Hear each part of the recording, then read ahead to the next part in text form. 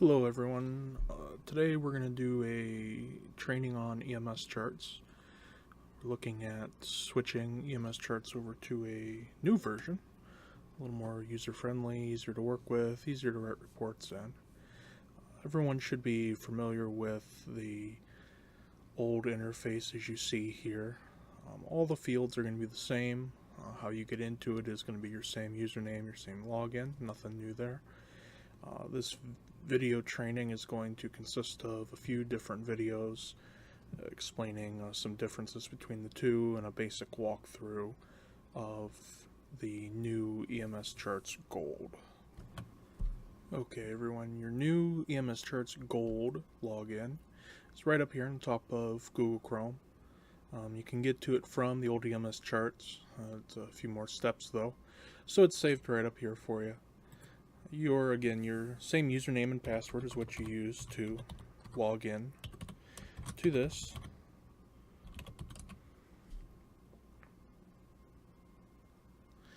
The home page, as you can see, looks very similar to the old home page. You have all your tabs over here still. Your messages down here at the bottom. Your login for the truck that you're in, the service.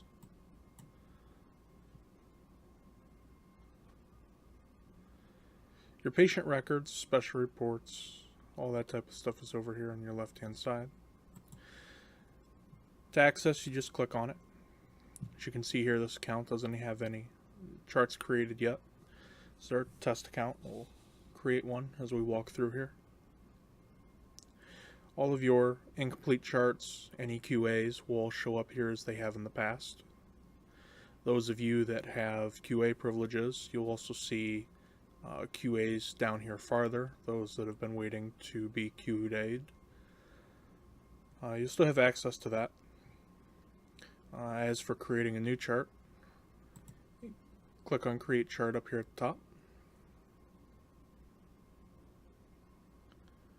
And as you can see again on the left hand side, all your tabs are still very similar to that as if we were to go in and create a new chart in the old version. Here in the old version, you can see everything's very cramped together. There's a lot of boxes. It's not laid out well. The new version, you can see a little more spacing, easier to read and see where you're at. As this loads up here, you can see the boxes are laid out a little bit better. But they all seem to be the same fields. And that's because they are. There's not much new. And as we continue to walk through in the next video, I'll show you a little bit more. Okay, as we walk through here in this one, we're going to take it box by box. You can see everything is broke down. You can minimize and maximize each box as you complete it, so it gets it out of your way. Again, if you're not a good user of EMS charts or any charting software, it's best to just go field by field. If you don't have an answer for the field, leave it blank. If it requires it and you don't know, just ask.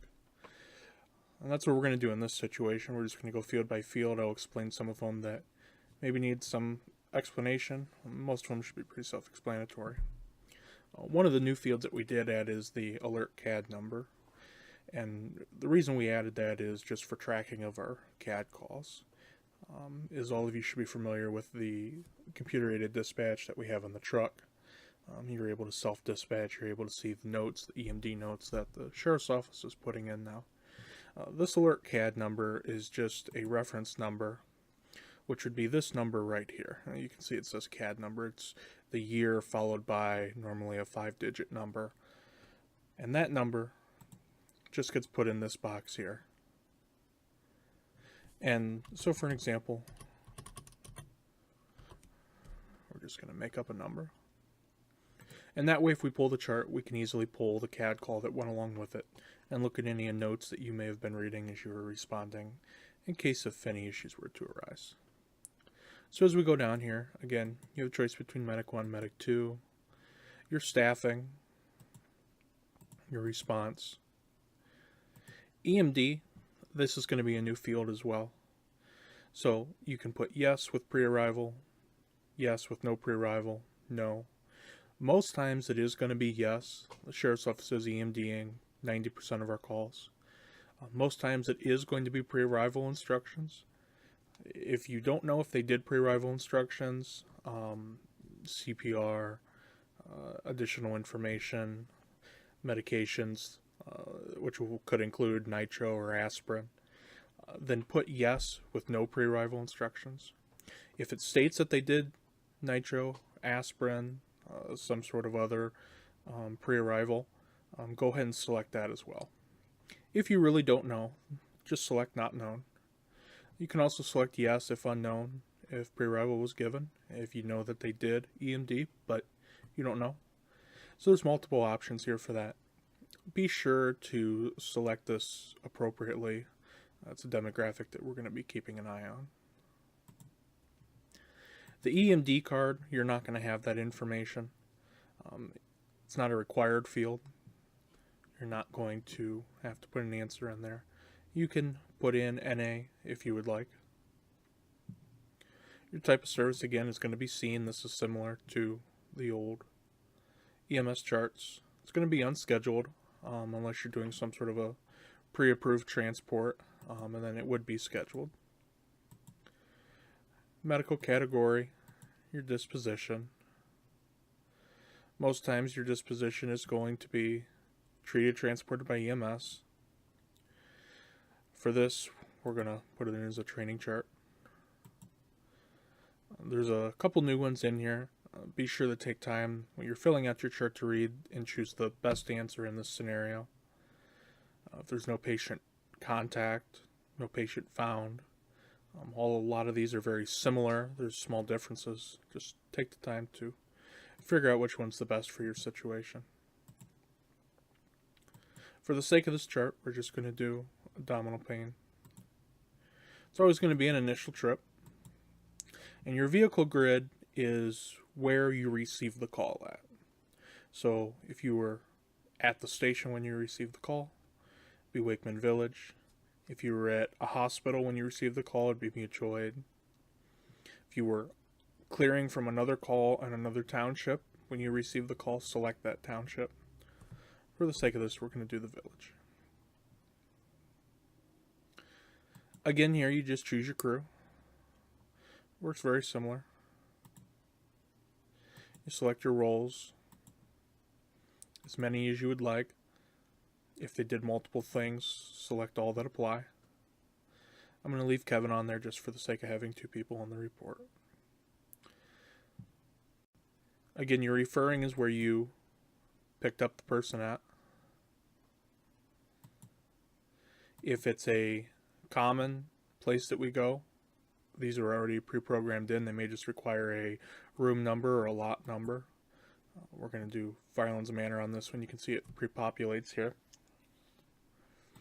And we're just going to say lot 5.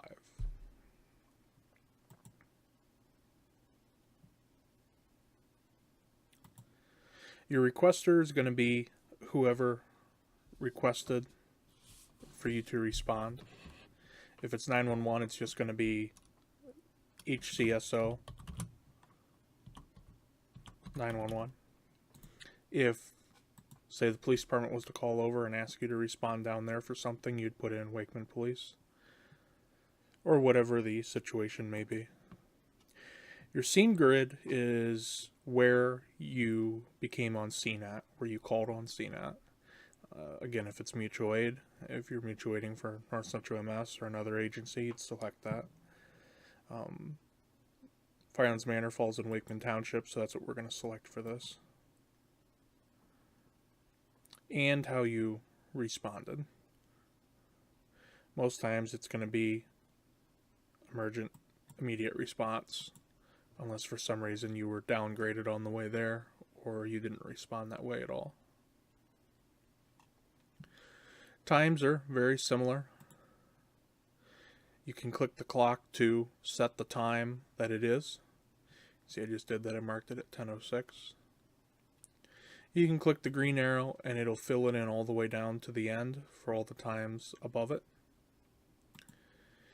You can go in and manually adjust here now. You can also click on the numbers and it'll give you a quick little shortcut so you're not sitting there trying to have to type and get it formatted correctly. You can click the trash box here and delete the whole thing. You can also click the calendar there to select the date. Click the clock again to take you back to the time.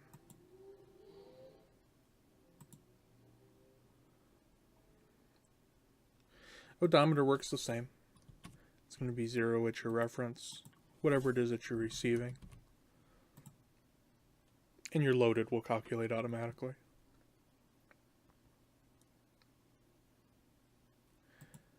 Your hospitals are all preloaded for the ones that we use in the area. From UH Elyria to Cleveland Metro, Amherst, to all your local hospitals. For the sake of this report, we'll do Fisher-Titus.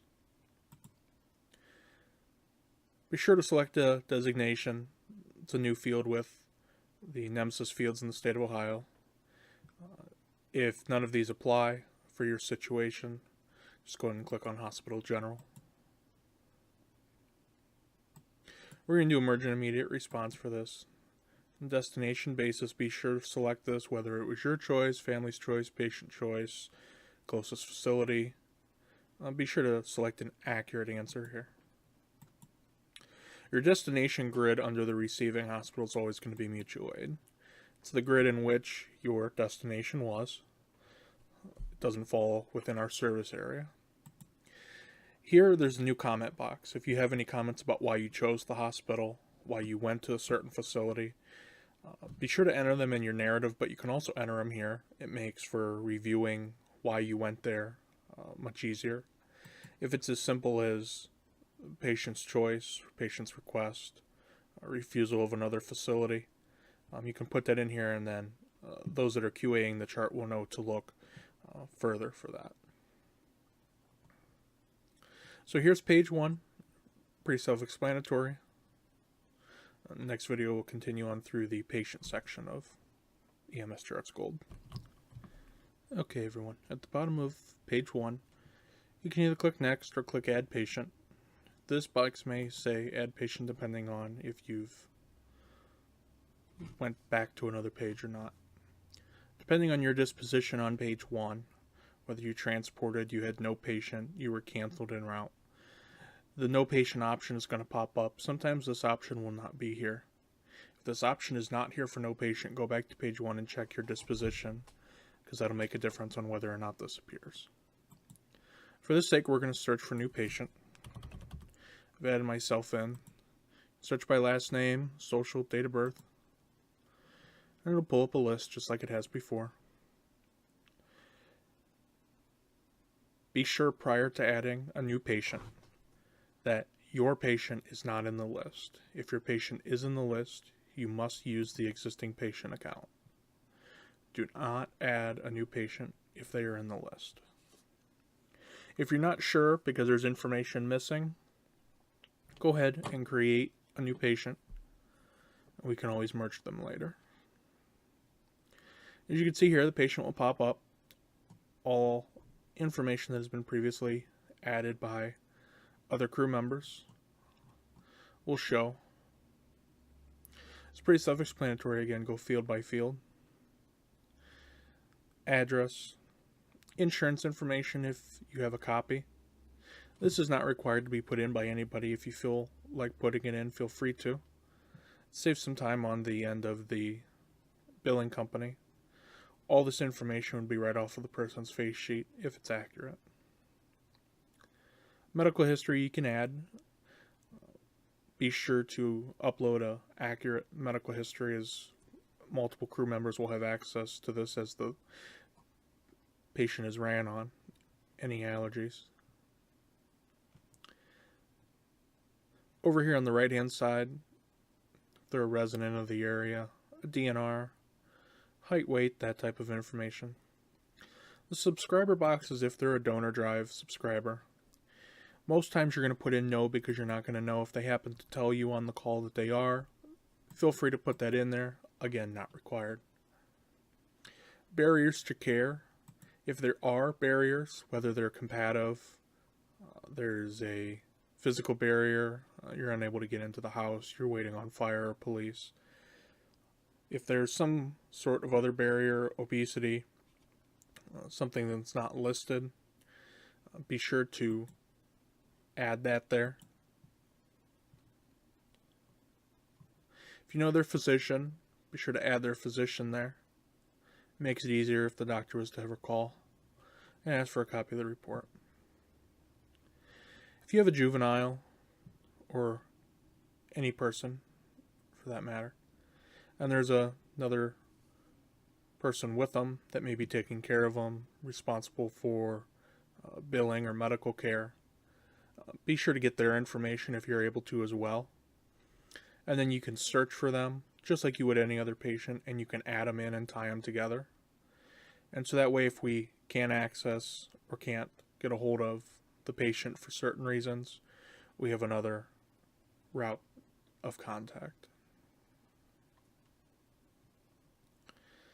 And your CMS condition code. This may or may not be required depending on the type of chart that you have.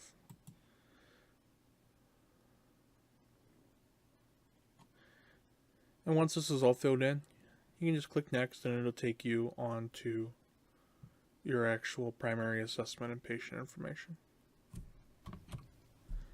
Okay, everyone, on page 2, this is where you get into your primary assessment, your patient information. As you click on the boxes, there will be pop-up windows. Just like there was before, you can click on your primary, and then you can select as many others that apply. And click Save. Be sure to click Save and don't click DX because it won't save when it backs you out.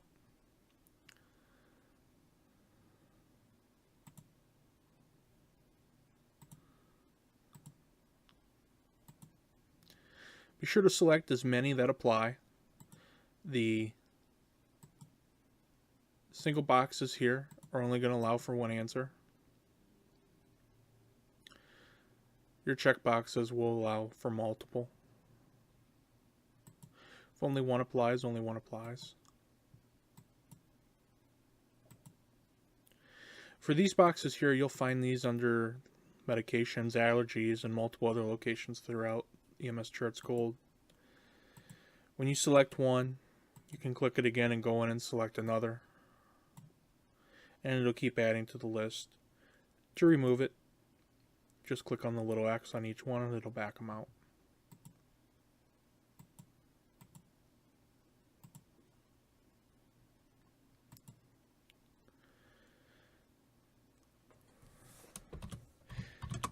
Chief complaint is just a text box. You can make it short or long as you'd like.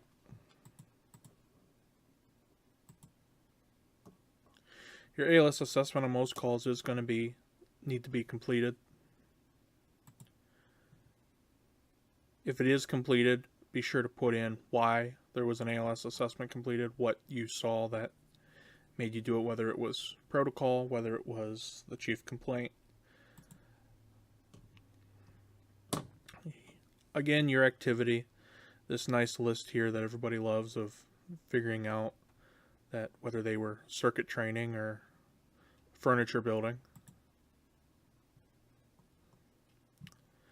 Any secondary complaint, this box is in here. Unfortunately, it is a mandatory field. Something has to be filled in that box. If they don't have a secondary complaint, just put NA. If you do leave it blank, it'll kick it back. As you can see here, your history of present illness. Your history of present illness is from the time that you arrived on scene and prior to that. This is not your narrative box. Your narrative will be done under an addendum on page 9. This box is strictly just what they have had going on, any previous history that you may want to include, symptoms, if it's an accident, what may be caused or what they state caused the accident. Any information from your on-scene time and prior is what goes in this box. So we go over here to the right-hand side. Your scene description is the same. Number of patients, your reason. your drugs or alcohol. If you're in some sort of MVA or traumatic injury, there's an additional injury details that it's going to require you to fill in. It is minimized on every chart because it's not mandatory on most of your medical. On your traumas, it will be, though. Be sure to fill this in as much as you can. Most of them are NEMSIS 2 and 3 fields that the state requires for their reporting. If you have a cardiac arrest, there's a separate section here for those type of calls. Individual questions that help us with demographics on ROSC and other CPR related. Motor vehicle incidents. If you do have an MVA, there's a special section for these charts as well. Number of vehicles, airbags, impact, that type of information. If you know the vehicle information as well, put that in. Most likely, if there was a sheriff's office unit on scene, the county's going to have that put into the call. If you don't know, again, this information down here is not required, but the information up here will be. Any patient belongings. If you do have patient belongings that you notice were with them or that you took with them, be sure to list them here in case if something comes up missing, as we've received calls in the past, purse, teeth, medications, things like that, and we turned them over to the hospital. Just put in here that patient's purse was in the squad and transferred with them to the room. You can put that in your narrative if you like, but there's a special spot for it right here. Down here, this list is going to be revised. If you have a med list, say from the patient, and check here that you picked it up from the patient and that you gave it to the hospital. Your factors affecting care. Again, if your transport times are too long, it's going to kick these back if you don't have an answer in them. You have a quick button here, set all factors to none, and it'll put those in. You can click that and then get rid of one if you need to just adjust one. Other public safety. If there's other safety services on scene, whether it's fire, another EMS unit, life flight, police, a tow company, the more information you can add to your report, the better your report's going to be. Feel free to add that here. If you don't want to add them through the drop down or search for them, there's just a generic text box here. You can add them in there if you'd like. Any exposure, depending on select the crew member of the exposure, and then enter what type of exposure it was. If you do have some sort of exposure, be sure to add it in your report. Also put in your narrative how you were exposed. You can do a separate addendum for that if you'd like, and then notify Lucas right away. The next few pages we're going to go through pretty quick, as there's not much difference between these and the old EMS charts. This is your neuro and airway, GCS,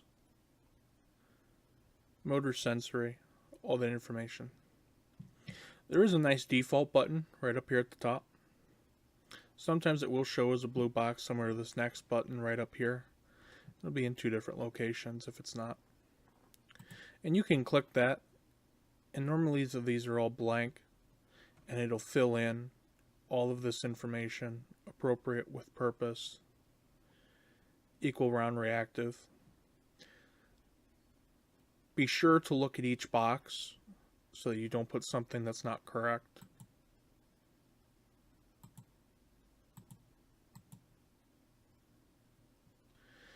There's comment boxes throughout as well, so you can ask comments as you need to. Get a comment box here for neuro, your airway,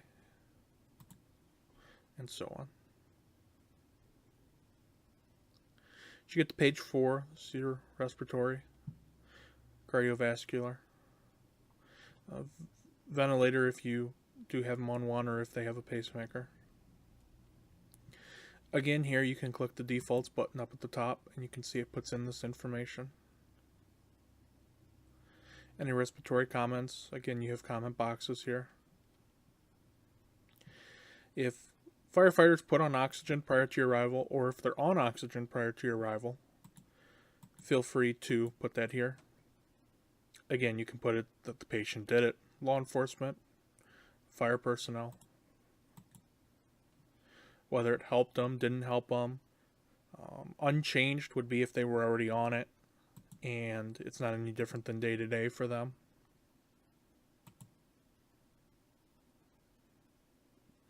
Most of this information for a pacemaker you're probably not going to have. If you do, feel free to add that. Ventilator settings, very rarely to be used. We do have the one.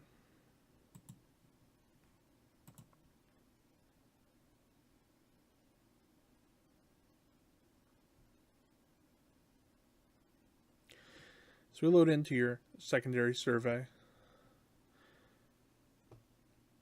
There is the ability to get specific with each area of the body here now.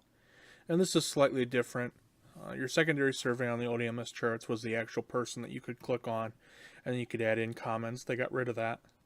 Again, you have a default button here and it add in findings, as you can go in and you can now manually change the text as to what it has. Don't forget your drop down boxes.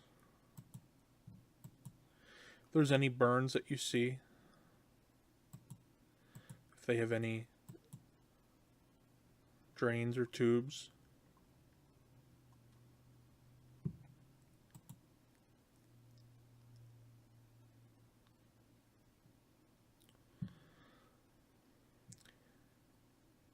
If another personnel was to be on scene and started vascular access or gave them another medication, feel free to list that here. That's anything prior to your arrival.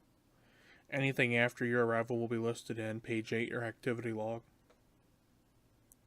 You can add as many as you like. You can delete them. If you don't have anything here, it's not required. Just anything prior to your arrival should be listed. Here's page 8, your activity log. This is set up slightly different than the old EMS charts was before. Old EMS charts had your patient care times listed here up at the top, your on scene, your to hospital, at hospital. They're actually listed here in chronological order now.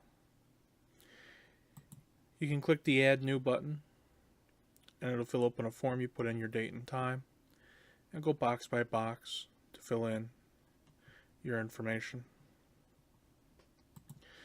Extended vital signs, items by temperature, glucose, end tidal, stroke scale. Any actions or procedures at this time as well, you can add all in at the same time. For example, let's say a hospital notification. You drew labs, IV access, and you can save it all at the same time.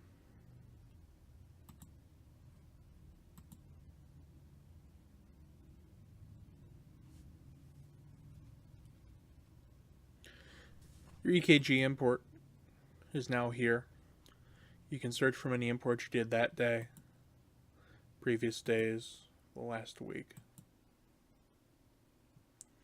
For the sake of this chart, I'm going to import this chart here so you can see what it looks like. I'll show you a few other items. Your power on and your power off are automatically unselected. You don't want to import those. Automatically imports everything else, and you can clearly see here what information it's going to import. Your pulse, blood pressure in 2 different columns.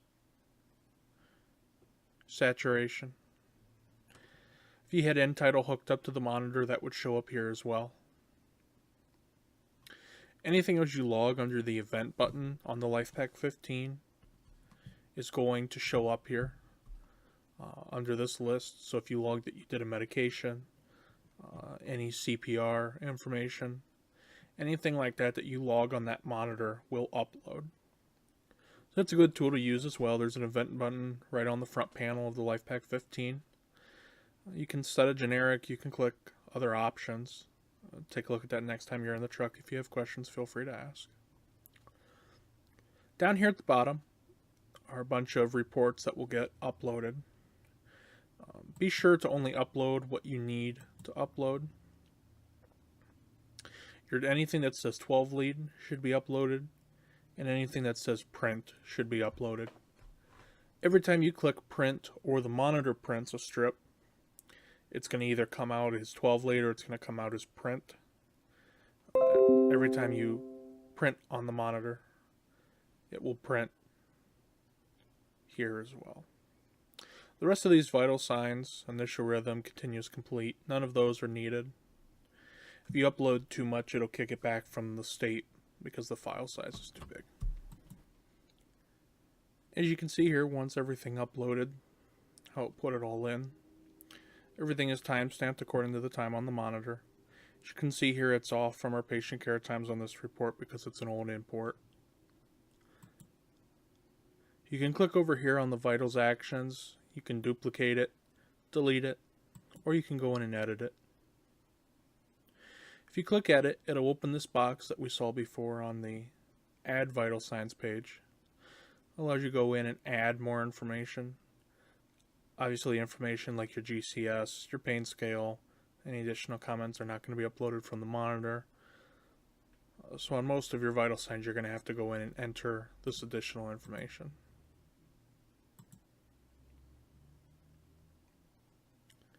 If you're curious as to how the patient performed during your care, you can click on Graph, and it'll give you a decent breakdown of how their BP was, how their heart rate was throughout the call, and so on and so forth.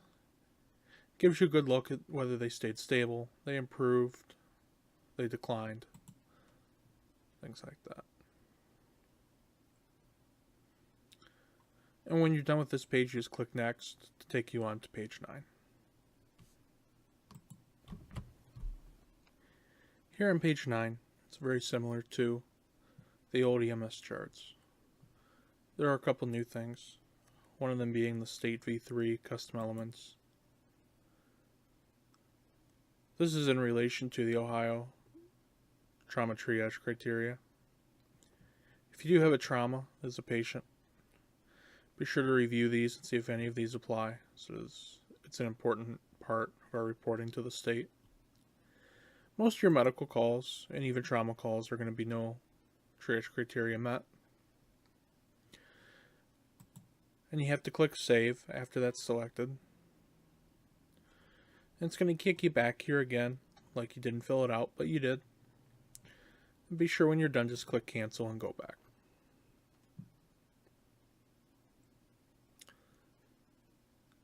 Again, from here you can attach any additional files, patient demographic sheets, any notes that you may have, refusals, so on and so forth.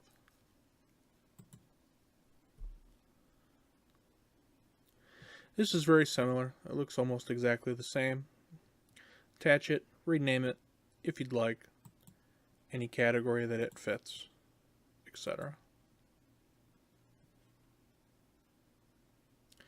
Your addendums are over here. Click on addendums and start writing one and add it. And it'll show up that whoever the user was that wrote it. Again, this is where your patient narrative needs to be done. Your patient narrative needs to be in chronological order. Should be not just a few sentences. Be sure to make no assumptions in your narrative, no opinions. Be sure to be specific with what you put in there. Don't use general terms. Signatures now, instead of both crew members having to sign in, both crew members can sign from one or the other's account. It's going to require your password and your SSN or the PIN number that you set up. most of everyone should have their SSN set up. If you're having issues signing here, let us know. Signatures over here, again, your billing signatures are required as they always have been. If they signed a transport sheet or somebody signed a transport sheet, be sure to select exactly what the situation was. In the near future, we're going to be able to have electronic signatures.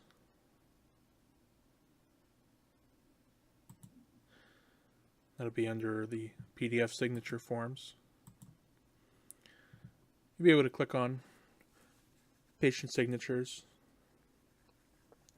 And this form here, the exact same form that we use, the patient will actually be able to sign directly on, or the crew members will be able to sign directly on. And then you'll be able to save it and use that form exactly.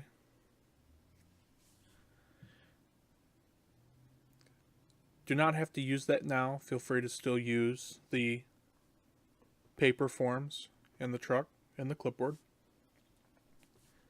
If you need to print a copy of the form for some reason, or the chart, that is here as well.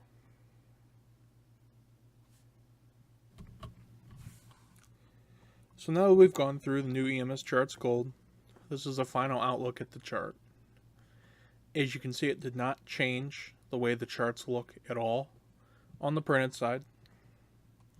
Your addendums, if filled out, will still show up down at the bottom below the activity box.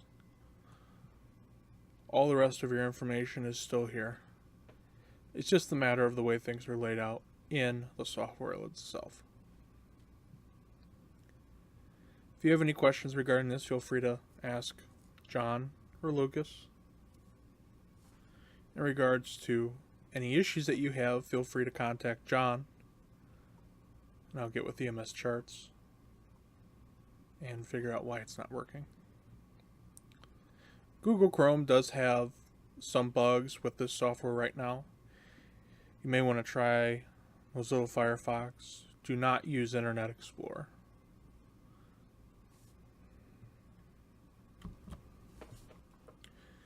Okay, everyone, just as a final review, I'm going to cover a few things in Sentinel as well. This is on the desktop computer, but there's the same screen downstairs and same screen in the truck. They're all shrunken a little bit differently depending on their screen size, but all the information on them is the same. When a call comes into the station, don't forget you need to clear that call on the radio within 60 seconds, otherwise they are going to retone the station.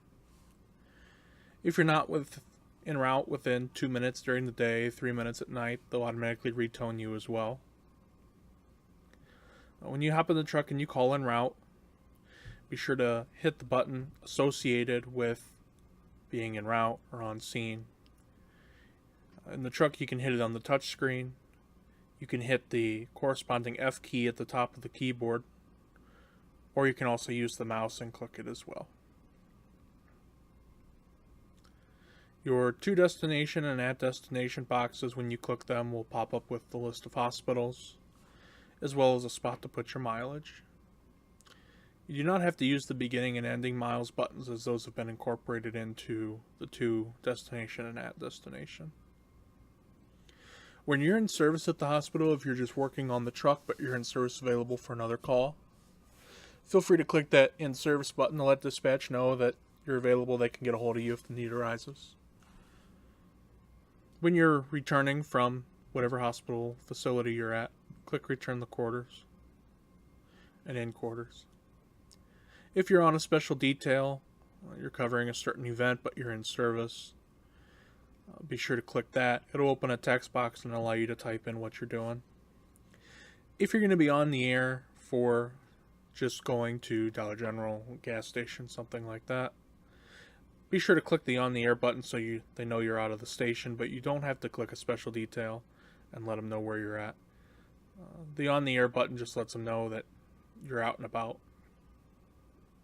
If you're in the truck and you don't have radio reception, and you can't reach them, but you can get to the tough book in the truck. The safety check okay down here will send a message to them letting them know that you are okay. Resets the timer, and they'll check up on you again a few minutes after. Again, your incident history, if they've closed the call out prior to you getting the times that you need, do not call dispatch to receive your call times. It's right here under the incident history tab. Your incident status are the incoming calls, the current calls for Huron County. Your incident history is everything that you ran on.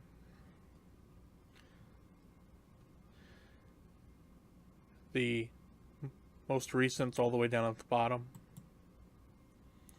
You can click on that and it'll give you your call times here. If you're missing call times for some reason, let John or Lucas know, and one of us will figure out why. If there's not a call time here, be sure to check the comments first, because they may have recorded something in there that you didn't realize.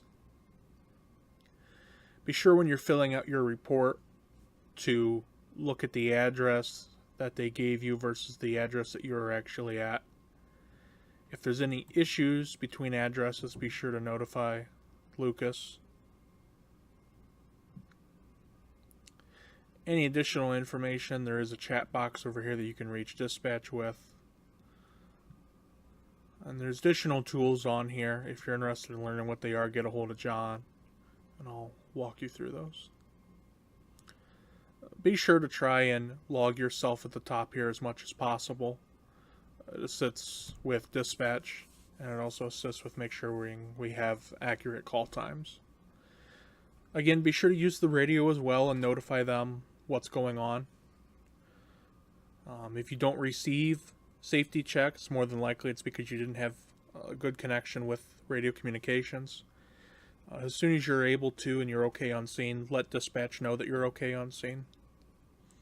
Again, as Lucas had put out in an email earlier, it's okay to cancel your time checks. Just be sure to let dispatch know that you're okay on scene and there's no need for further time checks, and they won't do any. They may still do one if you've been on scene for a very lengthy period of time, just a general checkup.